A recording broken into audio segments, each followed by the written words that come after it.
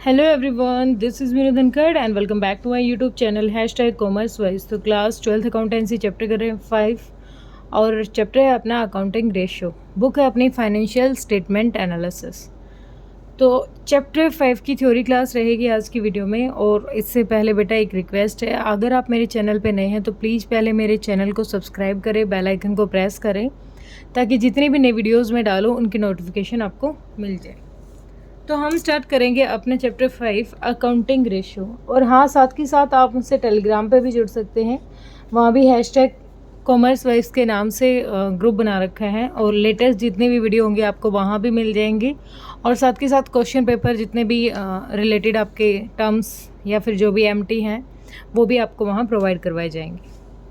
अब आगे देखें अकाउंटिंग रेशियो। अकाउंटिंग रेशियो होता क्या है? हमारी बुक का नाम है फाइनेंशियल स्टेटमेंट एनालिसिस। हमारी बुक का नाम क्या है? Financial statement analysis. हम क्या कर रहे हैं?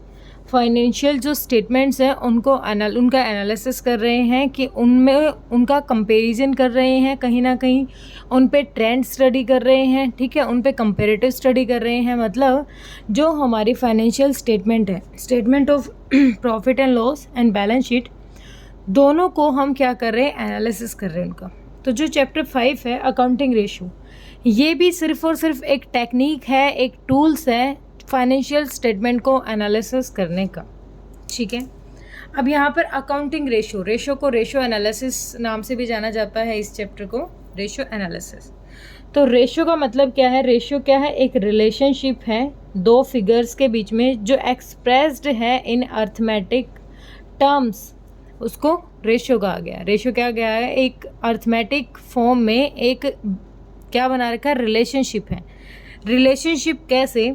इसको हम यहाँ पर 4 तरीक़ों से समझेंगे। यहाँ पर 4 वेज हैं हमारे।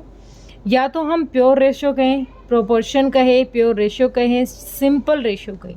सिंपल रेशियो लाइक 2:1, ठीक है। कैसे?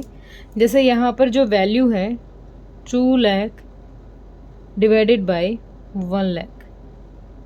अब ये 2/1 है तो इसको हम 2:1 लिख सकते हैं, ठीक है। ये बिल्कुल सिंपल रेशियो है, ओके। उसके बाद 4 अलग अलग तरीक़ों के बारे में बात की है कि रेशियो है उनको 4 अलग अलग तरीक़ों से कैसे समझा सकता है, ठीक है। एक तो हो गया कि ये इस तरीके से एक प्योर रेशियो, एक सिंपल रेशियो हमने बना दिया है। इसके बाद सेकंड है रेट या सो मैनी, जहाँ टाइम्स कि वो उस वैल्यू के कितने टाइम्स हैं। जैसे ये है, ये इस वैल्यू के कितने टाइम्स है? 2 टाइम्स है। जैसे अभी ये जो वैल्यू हमें गिवन है ये इससे कितनी ज़्यादा है? ये इससे 5 टाइम्स है। जहाँ पर टाइम्स के साथ हम क्या कर रहे हैं? रिलेशनशिप बना रहे हैं, कंपेयर कर पा रहे हैं, ठीक है। तो यहाँ पर ये जो कंपेरेटिव, जो यहाँ पर ये टेक्निक यूज़ की जा रही है, इस टेक्निक में हम क्या करते हैं? इस टेक्निक में हम डिफरेंट रेशियो ही निकालते हैं।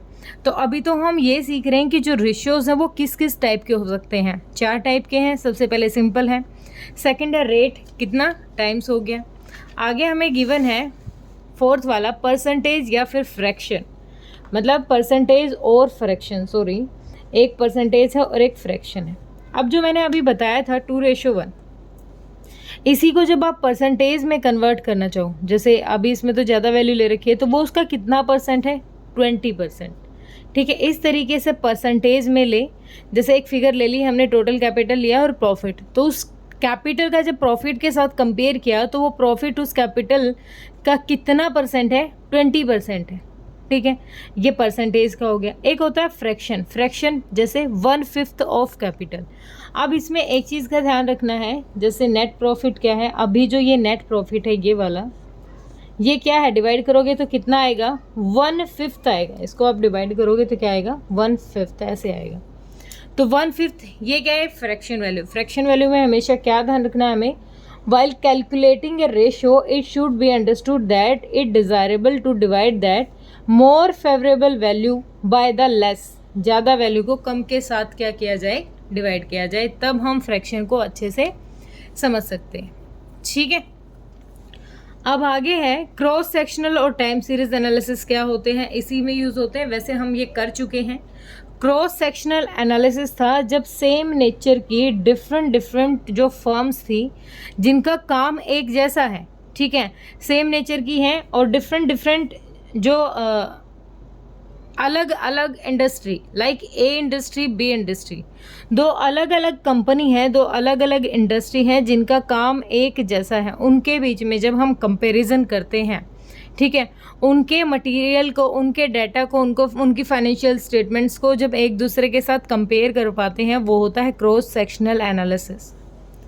अब सेकंड है time series analysis. Time series analysis क्या होता है? जब हम अपने ही बिजनेस की डिफरेंट पीरियड को उठा लेते हैं, अपने सेम जो बिजनेस है उसी के अलग अलग पीरियड को उठा के कंपैरिजन करते हैं उसके पिछले रेशियोज़ के साथ, पास्ट रेशियोज़ के साथ, ठीक है। जैसे 2018 का कंपेयर किया 19 के साथ, 19 का 20 के साथ, 20 का 21, 21 का 22 के साथ। तो ये था टाइम सीरीज, ये हम पहले भी पढ़ चुके हैं, टाइम सीरीज वाला और क्रॉस सेक्शनल, ठीक है। अब आ जाते हैं बेंचमार्क्स। क्या होते हैं बेंचमार्क्स? बेंचमार्क्स होते हैं लाइक ए स्टैंडर्ड्स, इनको हम स्टैंडर्ड्स भी कह सकते हैं। अब ये क्यों बनाने की ज़रूरत पड़ी है? अब हमें पता है कि हम हर चीज़ को रेशो में कन्वर्ट करेंगे, इस चैप्टर में रेशो के थ्रू एनालिसिस करके देखेंगे, ठीक है। तो कुछ इन्हीं रेशियो के बिहाफ पे कुछ पॉइंट हमें यहाँ पर गिवन है। जैसे इन्होंने कहा है कि as stated earlier a single ratio in itself can not be said to be a good और बैड। अगर सिर्फ एक रेशियो हमें गिवन है तो उससे हम उसका सही और गलत, अच्छा और बुरा कैसे पता कर सकते हैं? उसके लिए दो का तो कंपैरिजन होना ही चाहिए। तो उसके लिए कुछ स्टैंडर्ड्स हैं, कुछ बेंचमार्क्स हैं जो इस तरीके से। सबसे पहले है पास्ट रेशियो, जो भी हमने टाइम सीरीज वाला डिस्कस किया था, या फिर इसको हम ट्रेंड भी कह सकते हैं। ये रेशियो हमें कंपेयर करता है, ठीक है। ये कैसे हेल्प करेगा? जो पिछले साल का डाटा है, पिछले जो पास्ट ईयर्स हैं उनको कंपेयर करेगा। इसको हम क्या करेंगे? इसका नाम हमने टाइम सीरीज एनालिसिस, जो अभी हमने डिस्कस किया था, टाइम सीरीज वही हमारा क्या है? Past ratio. उसके बाद है रेशियो ऑफ सिमिलर फर्म या इंडस्ट्री का एवरेज। अभी जो क्रॉस सेक्शनल था वो सेम यही था, जिसमें हम क्या करते हैं, दो अलग अलग इंडस्ट्री होती है जिनका नेचर सेम होता है, एक जैसा प्रोडक्ट बना रहे हैं वो, ठीक है, वो उसके साथ जब हम क्या करें, रेशियो का कंपैरिजन करें। अब रूल ऑफ थंब, ये थोड़ा अच्छा पॉइंट है। रूल ऑफ थंब मतलब कुछ आइडियल रेशियोज बना दिए गए हैं। जैसे रूल ऑफ थंब में कह दें कि जैसे अब जब हम पढ़ेंगे, जो पहला हमारा लिक्विड एक सेकेंड जस्ट, जो हमारा पहला रेशियो है लिक्विडिटी रेशियो। लिक्विडिटी रेशियो में करंट एसेट्स, करंट लायबिलिटी, इनके बीच में एक आइडियल रेशियो बना दिया गया है कि वो 2:1 होना चाहिए, कि मतलब जो भी लायबिलिटीज़ हैं और एसेट्स हैं, एसेट लायबिलिटी के कंपेयर में 2 गुना होनी चाहिए, ठीक है। ये एक आइडियल एक हो गया। अब अगर ये रूल जो बना है, ये आइडियल रेशियो बना है, तो इसका मतलब अगर ये फॉलो कर रहा है तो इसका मतलब जो वो कंपनी है वो अच्छे से क्या कर रही है, वो उसकी जो फाइनेंशियल स्ट्रेंथ है वो ठीक ठाक है, उसमें कुछ प्रॉब्लम नहीं है। लेकिन अगर उसका जो आइडियल रेशियो 2:1 से डाउन में जा रहा है या अप में जा रहा है, अप में जा रहा है तो अच्छी कंडीशन, और भी अच्छी कंडीशन है, लेकिन डाउन में जा रहा है तो हमें पता चल जाएगा कि उसकी फाइनेंशियल स्ट्रेंथ अच्छी नहीं है। डाउन में कैसे? सपोज करो यहाँ पर ये रेशियो 1.8:1, ये रेशियो, लायबिलिटी तो 1 है, ठीक है, लेकिन जो एसेट्स हैं वो डाउन में चली गई हैं। तो ये क्या है? ये बता रहा है कि जो फाइनेंशियल स्ट्रेंथ है वो वीक पॉइंट पे है। ऑब्जेक्टिव क्या क्या होते हैं रेशियो एनालिसिस के? रेशियो एनालिसिस के वीक पॉइंट को पता करना। एनालिसिस का मतलब क्या होता है? जो फाइनेंशियल स्टेटमेंट होती हैं उन पे कहाँ पर हमें ज़्यादा ध्यान देने की ज़रूरत है, उनके वीक स्पॉट्स का पता लगाना, लिक्विडिटी का पता लगाना, सोल्वेंसी का, एक्टिविटी मतलब टर्नओवर के थ्रू, प्रॉफिटेबिलिटी यानी profit and loss, statement of profit and loss की सिचुएशन का पता लगाना, ठीक है। क्रॉस सेक्शनल अभी हमने पढ़ा था। क्रॉस सेक्शनल से क्या होगा? हमें पता चलेगा, कंपैरिजन कर पाएंगे हम डिफरेंट इंडस्ट्रीज़ के साथ। To provide information time series, time to time हमें पता चल जाएगा कि पास्ट के साथ जब हम कंपेयर करेंगे। To provide information useful making estimate, या फिर हम कह सकते हैं कि फ्यूचर में प्लान करने में भी हमें हेल्प मिलेगी। तो ये अपने ऑब्जेक्टिव्स थे। अब इसके ऑब्जेक्टिव्स में, और जब हमने comparative study, common size statements जब ये पढ़ी थी ना, तो उनमें कुछ ज़्यादा डिफरेंस नहीं है। जितने भी टूल्स हैं ना, जितनी भी टेक्निक्स हम एनालिसिस के लिए यूज़ कर रहे हैं, सबके सेम ऑब्जेक्टिव, सेम एडवांटेजेस ही हैं, ठीक है। लेकिन फिर भी कर लेते हैं। नेक्स्ट दे रखा है हमें एडवांटेजेस और यूजेस ऑफ अकाउंटिंग रेशियो। अब एडवांटेजेस क्या हैं भाई? सबसे पहली बात तो फाइनेंशियल जो स्टेटमेंट्स हैं, फाइनेंशियल स्टेटमेंट कौन सी होती है? हमारी statement of profit and loss and balance sheet, उसको हेल्पफुल करता है। फाइनेंशियल स्टेटमेंट के साथ हम क्या करते हैं, यहाँ पर एनालिसिस कर रहे हैं उनका, और वहाँ से हमें अपनी अच्छी खासी स्ट्रेंथ भी मिलती है। हमें पता चलता है कि जो रेशियो एनालिसिस है वो एक डिवाइस की तरह वर्क कर रहा है। ये हमें एक प्रॉपर नॉलेज दे रहा है किसके बारे में? हमारी फाइनेंशियल हेल्थ के बारे में, कि बिजनेस की फाइनेंशियल हेल्थ अगर कंपैरिजन करें पिछले सालों के कंपेयर में देखें तो फाइनेंशियल हेल्थ हमारी कैसी है, हम वीक पॉइंट पे हैं, स्ट्रेंथ हमारी कैसी है, सारी चीज़ों का हमें पता लगता है। सिंप्लीफिकेशन ऑफ अकाउंटिंग डेटा, अब ये अच्छे से समराइज करके बिल्कुल सिंपली हमें डेटा दिखा देता है, ठीक है, बिल्कुल इजी तरीके से जो सबको समझ में आ जाए, क्योंकि ये रिलेशनशिप दिखा रहा है किसके में। जैसे अगर आप लिक्विडिटी वाले की बताएं तो करंट एसेट और करंट लायबिलिटी के बीच में रेशियो दिखाएगा, तो हमें पता चल जाएगा कि करंट एसेट्स हमारी लायबिलिटी के कंपेयर में कितनी है। बिल्कुल सिंपल तरीके से इसने डाटा को आइडेंटिफाई कर दिया है। कंपेरेटिव स्टडी करता है, बिल्कुल करता है। कंपैरिजन तो चलता है, ईयर टू ईयर हम कंपैरिजन करके देख सकते हैं। अपने बिजनेस के वीक पॉइंट हमें पता चल जाएगा कि कहाँ पर हम वीक हैं। आगे दे रखा है फोरकास्टिंग, फ्यूचर के लिए भी, इन फ्यूचर हम जो प्लान करके चलते हैं उसमें भी हमें हेल्प मिलती है, ठीक है, फोरकास्टिंग फ्यूचर प्लानिंग के भी। एस्टिमेट अबाउट द ट्रेंड मैंने बताया था ना, जब अलग अलग नंबर ऑफ ईयर्स को हम यहाँ पर कंपेयर करके देखते हैं कि पिछले सालों के कंपेयर में कॉस्ट रिवेन्यू क्या आया था, वो होता है ट्रेंड।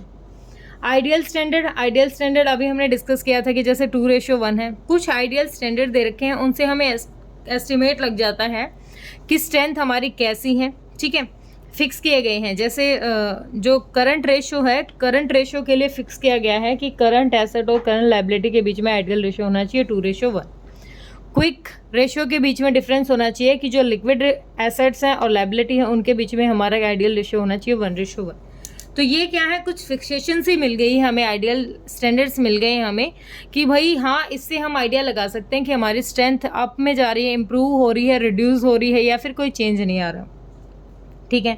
इफेक्टिव कंट्रोल, मतलब इफेक्टिव कंट्रोल, अब जब हमें अपनी फाइनेंशियल स्ट्रेंथ वीकनेस सारी पता चल रही है तो हम उसको लेके कुछ अच्छे डिसीजन ले सकते हैं। मैनेजमेंट उसमें अपनी पॉलिसीज़ में चेंज कर सकती है। अगर वीक पॉइंट पे चल रहे हैं तो वहाँ पर डिसीजन चेंज किए जा सकते हैं, ठीक है। आगे हमें कहता है स्टडी ऑफ फाइनेंशियल साउंडनेस। अब हम यहाँ पर अलग अलग तरीके से 4 अलग अलग तरीके के रेशोज पढ़ेंगे हम, लिक्विडिटी, सॉल्वेंसी, एक्टिविटी और एक कौन सा था अपना, प्रॉफिटेबिलिटी। अब अलग अलग तरीके से देखेंगे, अलग अलग तरीके से हम पढ़ेंगे, सारे रेशियोज निकालेंगे इसमें, तो हमें पता चल रहा है ना कि हमारी फाइनेंशियल हेल्थ कहाँ है, वीक पॉइंट कहाँ निकल के आया है। जब हमने कंपैरिजन किया, पिछले सालों के कंपेयर में कंपैरिजन किया या किसी दूसरी इंडस्ट्री के साथ कंपैरिजन किया, तभी तो पता चला कि हाँ भाई हमारी वीकनेस कहाँ है या फिर हमारी स्ट्रेंथ कहाँ पर है, ठीक है।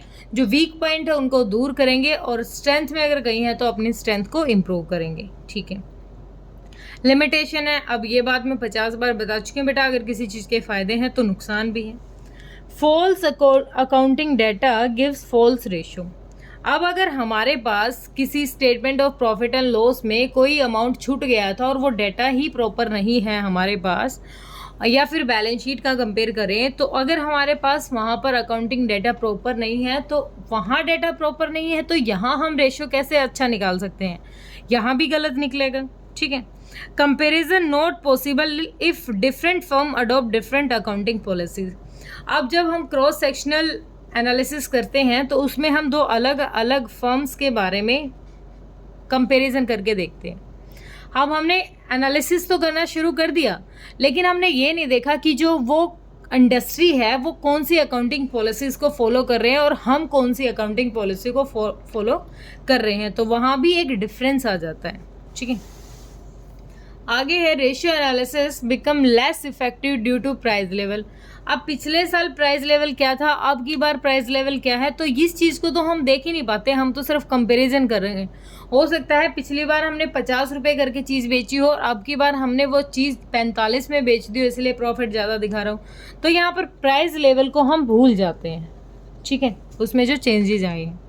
रेशियो में भी misleading in the absence of absolute data. अब सेम वही बात है, एब्सोल्यूट डाटा के ऊपर बात आती है, ठीक है। एब्सोल्यूट डेटा जब हमारे पास सारी इन्फॉर्मेशन है ही नहीं, एग्जैक्ट इन्फॉर्मेशन है नहीं, हम दिखा कुछ हो रहे हैं, तो कैसे हम अच्छे से उसको कंपेयर कर पाएंगे।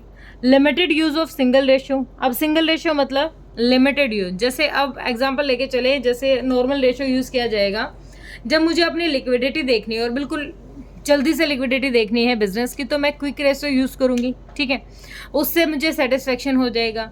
या फिर मुझे लॉन्ग पीरियड की देखनी है, ठीक है, तो मैं डेट इक्विटी के साथ कंपेयर करके देखूंगी, सोल्वेंसी में ट्राई करूंगी। तो यहाँ पर लिमिटेड से हैं जो जिनको ज़्यादा यूज़ किया जाता है, ठीक है। विंडो ड्रेसिंग, दिखावा ज़्यादा है, होता कुछ है, दिखाते ज़्यादा है। Lake of proper standards, proper standards के बारे में क्या कह रहा है, जैसे करंट रेशियो के लिए आइडियल रेशियो मान लिया ये, लेकिन हमने ये एक्सेप्ट तो कर लिया है, लेकिन ज़रूरी नहीं है कि हमारी फाइनेंशियल स्ट्रेंथ अच्छी है, बहुत अच्छी है, लेकिन हम इस रेशियो को फॉलो नहीं कर पाए हैं। तो हम ये कैसे मान सकते हैं कि हमारी जो फाइनेंशियल स्ट्रेंथ है वो वीक है, इम्प्रूव हो रही है, रिड्यूस हो रही है, ठीक है। इग्नोर कर रहा है क्वालिटेटिव फैक्टर्स, ये हम अकाउंटिंग में 11th क्लास में पढ़ने लगे थे, विंडो ड्रेसिंग और ये 2 पॉइंट कि क्वालिटेटिव किसी के गुण यहाँ पर नहीं देखे जाते। यहाँ पर मैनेजमेंट ने क्या पॉलिसीज़ बनाई हैं, ठीक है, उनको अप्रिशिएट नहीं किया जाता, एम्प्लॉयज़ को अप्रिशिएट नहीं किया जाता कि उन्होंने ज़्यादा अमाउंट बनाया, उस चीज़ को रिकॉर्ड नहीं किया जाता, सिर्फ और सिर्फ क्वान्टिटी को रिकॉर्ड किया जाता है। Ratio alone are not adequates of for proper conclusion, अब सिर्फ रेशियो के बिहाफ पे हम थोड़ी ना कह सकते हैं कि हमारी फाइनेंशियल स्ट्रेंथ गुड है, बैड है, जैसी भी है, सिर्फ रेशियो को देख के थोड़ी ना पता लगाया जा सकता है। तो ये जहाँ पर फ़ायदे हैं वहाँ पर नुकसान भी, इस तरीके की चीज़ें हमें मिल जाएगी। अब नेक्स्ट हमें कह रहा है effects of personal ability and bias of analysis. हर कोई इंसान अलग अलग तरीके से, हर बिजनेस डिफरेंट कैलकुलेशन करता है, डिफरेंट तरीके से अपने जो फाइनेंशियल स्टेटमेंट है उसमें किस चीज़ को किस तरीके से कौन सा रेशियो फॉलो करता है, तो इसमें कुछ ना कुछ बायस जरूर आती है, इसको फ्री फ्रॉम बायस नहीं कह सकते, ठीक है। अब आ जाते हैं हम अपनी क्लासिफिकेशन ऑफ रेशियो पे। रेशियो हमारे 4 होंगे, जिसमें से आज एक अलग वीडियो डालूंगी जिसमें लिक्विड रेशियो के क्वेश्चन मैं सारे करके दिखाऊंगी। 26 क्वेश्चन हैं हमारे लिक्विड रेशियो के, जो एक वीडियो में ही मैं कराने की कोशिश करूंगी, ठीक है। अब लिक्विड रेशियो क्या है, सोल्वेंसी रेशियो क्या है, एक्टिविटी या टर्नओवर रेशियो क्या है, प्रॉफिटेबिलिटी रेशियो और इनकम रेशियो क्या है। लिक्विडिटी रेशियो क्या है, लिक्विडिटी, यहाँ पर लिक्विडिटी की बात की जा रही है। इसका मतलब एक फर्म चाहती है कि एक फर्म का पता लगाया जाए कि वो अपनी लिक्विडिटी मतलब अपनी जो डेट है उनको कितने अच्छे से और कितने जल्दी से कवर कर पा रहा है या नहीं। इसी का एक नाम और है शॉर्ट टर्म सोल्वेंसी रेशियो, हमें अपनी सोल्वेंसी कम टाइम में पता लगानी हो। वैसे तो लिक्विडिटी की बात होती है जब हम इसमें 2 रेशियोज निकालेंगे, एक तो करंट रेशियो है जिसको हम वर्किंग कैपिटल रेशियो भी कहते हैं, एक है क्विक रेशियो जिसको एसिड टेस्ट रेशियो भी कहते हैं और लिक्विड रेशियो भी कहते हैं, ठीक है। ये 2 रेशियो यहाँ पर हम यूज़ करने वाले हैं।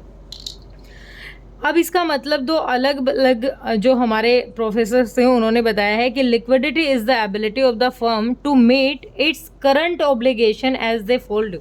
मतलब करंट ऑब्लिगेशन का मतलब क्या कह रहे हैं कि विद इन द ईयर वो अपनी लाइबिलिटी जो शॉर्ट टर्म लाइबिलिटीज़ हैं उनको कितने अच्छे से कवर कर पा रहा है, कितने अच्छे से उनको पूरी कर पा रहा है, उस चीज़ को हम फाइंड आउट कर रहे हैं। जैसे कंपेरिजन करें हम करंट रेशियो का फॉर्मूला होता है हमारा current assets divided by current liability, ठीक है। और इसके लिए एक आइडियल रेशियो बना हुआ है 2/1, यानी 2:1 इसका आइडियल रेशियो है। मतलब जो लायबिलिटीज़ हैं और जो एसेट्स हैं इनका कंपेरिजन क्या होना चाहिए कि लायबिलिटीज़ के कंपेयर में एसेट्स 2 गुना होनी चाहिए, ठीक है। तो ये क्या था, ये हमारा आइडियल रेशियो है। अब क्विक रेशियो के लिए बनाया गया है, 1:1 का आइडियल। क्या मतलब, जो हमारी लिक्विड एसेट्स हैं और जो हमारी करंट लायबिलिटी है, इन दोनों के बीच का कंपेरिजन करें, मतलब इन दोनों के बीच में जो आइडियल रेशियो बनाया गया वो 1:1 का बनाया है। अब सेटिस्फैक्ट्री नॉट सेटिस्फैक्ट्री यहीं से कंफर्म हो जाएगी। अगर इनमें चेंज आ रहा है, ये डाउन में जा रहा है, तो हम कह सकते हैं कि कंडीशन अच्छी नहीं है, ठीक है। अबू में जा रहा है तो हम कह सकते हैं हमारी फाइनेंशियल स्ट्रेंथ बहुत अच्छी है। तो इसी के ऊपर ज़्यादा क्वेश्चन करेंगे। सोल्वेंसी, एक्टिविटी, प्रॉफिटेबिलिटी, इनके जो क्वेश्चन कराऊंगी तो इनके साथ साथ वीडियो वहाँ अपलोड कर दूंगी। इनमें बताने का कुछ नहीं है, वैसे फिर भी देख लेते हैं। यहाँ पर हम अपनी शॉर्ट टाइम, देखो ध्यान रखना है हमें, हम यहाँ पर अपने शॉर्ट टाइम्स की जो लायबिलिटी है उनको देख रहे हैं, ठीक है। यहाँ पर कंपैरिजन कर रहे हैं। अब करंट रेशियो में कंपैरिजन किया जाए तो with in 1 year current asset और करंट लायबिलिटी का कंपैरिजन किया जा रहा है, रेशियो बना रहे हैं तो विद इन द ईयर। लेकिन क्विक हम और भी जल्दी जाते हैं, यानी 3 महीने के अंदर हमें पता लगाना हो 3 महीने का कंपैरिजन, उसके लिए क्विक रेशियो होता है। यहाँ पर लिक्विड एसेट यूज होगी, ना कि करंट एसेट। करंट एसेट्स में से क्या क्या घटा देते हैं? इन्वेंट्रीज घटा देते हैं, एडवांस टैक्सेस घटा देते हैं और प्रीपेड घटा देते हैं। 3 चीज़ें घटा देंगे तो क्या आ जाएगी हमारे यहाँ पर? क्विक एसेट्स आ जाएंगे, ठीक है। इसको ज़्यादा अच्छे से कवर एक बार यहाँ कर लेते हैं, क्योंकि हमें पढ़ना ही आज क्या है? Liquidity ratio. लिक्विडिटी रेशियो का दूसरा नाम क्या है? Short term solvency ratio. Short term में सोल्वेंसी पता करनी है हमें कि जो डेट्स हैं उनको कैसे कवर कर पा रहे हैं या नहीं कर पा रहे हैं। फॉर्मूला हमारा पहला फॉर्मूला है, इसमें करंट रेशियो निकालते हैं, जिसका फॉर्मूला है current asset divided by current liability. Current assets ऐसी एसेट्स जिनका फायदा हम विद इन द ईयर लेते हैं, ठीक है। ऐसी एसेट्स, ऐसी लायबिलिटी जिनका काम विद इन ईयर में होता है, ठीक है। एसेट्स कौन कौन से इंक्लूड हो जाएंगे इसमें? करंट इन्वेस्टमेंट है, इन्वेंट्रीज। इन्वेंट्री में क्या ध्यान रखना है हमें? इन्वेंट्री अगर हमें दे रखी है तो यूज टूल्स, स्टोर्स और स्पेयर पार्ट्स, ये प्रोडक्शन में यूज़ किए जाते हैं, ना कि हमारा स्टॉक है, इनको बेचने के पर्पज से कभी नहीं लिया जाता। तो ये प्रोडक्शन में हम यूज़ करेंगे, इसीलिए अगर हमें इन्वेंट्रीज कहीं गिवन है तो इनको हम पहले ही लेस कर लेंगे। ट्रेड रिसीवेबल है हमारे, ट्रेड रिसीवेबल में अगर हमें डेटर गिवन है तो उसमें से हम प्रोविजन को लेस कर लेंगे, प्रोविजन फॉर डाउटफुल डेट्स को लेस करके लिखेंगे। कैश इक्विवेलेंट है, शॉर्ट टर्म लोन्स, एडवांसेस हैं, उसके बाद करंट एसेट्स हमें गिवन है, ठीक है। अब आगे दे रखा है हमें, ये तो यहाँ तक का था। अब इसमें वैसे बहुत अच्छे से दे रखा है कि हमें कौन सी चीज़ें यहाँ पर नहीं लेनी। यहाँ पर यूज टूल्स दे रखे हैं इन्वेंट्री में तो घटा देंगे, स्टोर, स्पेयर पार्ट्स, प्रोविजन घटा देंगे डेटर्स में से। अब लायबिलिटीज़ भी हमें यहाँ पर गिवन है तो लायबिलिटीज़ भी देख लीजिए। अब पढ़ते हैं हम, अब डायरेक्ट क्वेश्चंस पे आते हैं, ठीक है। और एक चीज़ और है, जब क्विक रेशो की बात आएगी तो मैं वहाँ पर दिखा ही दूंगी आपको, अगर मुझे यहाँ मिला तो। हाँ, ये रहा। क्विक रेशो भी इसी में देख लेते हैं, क्योंकि क्विक रेशो से रिलेटेड हम क्वेश्चन डालने वाले हैं। क्विक रेशो क्या है? एसिड टेस्ट रेशो या लिक्विड रेशो। इसमें 3 महीने के अंदर जिन एसेट्स को कैश में कन्वर्ट किया जाए या फिर जिन लायबिलिटीज़ को 3 महीने के अंदर पे करना है, उनके बारे में हम यहाँ कंपैरिजन करेंगे, ठीक है। इसमें हमें लिक्विड एसेट्स कैसे निकलेंगे? अब हमें तो पता है कि करंट एसेट्स, हमें पता है करंट एसेट के बारे में बात कर रहे थे हम, तो लिक्विड एसेट कैसे पता चलेगी? करंट एसेट्स में से 3 चीज़ें माइनस कर देंगे, IPA, इन्वेंट्रीज, प्रीपेड एक्सपेंसेस और एडवांस टैक्सेस। तो वो क्या बच जाएगा? एडवांस टैक्स, प्रीपेड एक्सपेंस और इन्वेंट्री लेस करने के बाद हमारे पास क्या बच जाएंगी? लिक्विड एसेट बच जाएंगी। ऐसी एसेट्स बच जाएंगी जिनको 3 महीने के अंदर कभी भी कैश में कन्वर्ट किया जा सकता है, ठीक है। लायबिलिटीज़ पे कोई असर नहीं पड़ेगा और इसका आइडियल रेशियो है 1:1, ओके। अब इसके लिए ज़्यादा कुछ नहीं है, एक इनके बीच में डिफरेंस और दे रखा है यहाँ पर, तो डिफरेंस आप पढ़ लोगे, इसमें कुछ नया नहीं है, ये चीज़ें मैं बता चुकी हूँ। अब आते हैं डायरेक्ट क्वेश्चंस पे, और क्वेश्चन के लिए बनाऊंगी अगली वीडियो, क्योंकि वो बहुत लंबी होने वाली है। टोटल 26 क्वेश्चन है, 1 to 26 के सारे क्वेश्चन हम उसी में करेंगे। तो होप थ्योरी क्लियर हुई होगी बेटा। थ्योरी कुछ नहीं थी, जो चैप्टर 3-4 की थ्योरी थी वही थ्योरी हमारी यहाँ वर्क कर रही थी, ठीक है। किसी बच्चे का कोई डाउट है तो कमेंट सेक्शन में डालिए बेटा, और टेलीग्राम पे भी जुड़ सकते हैं आप मुझसे। Okay, bye bye, thank you so much.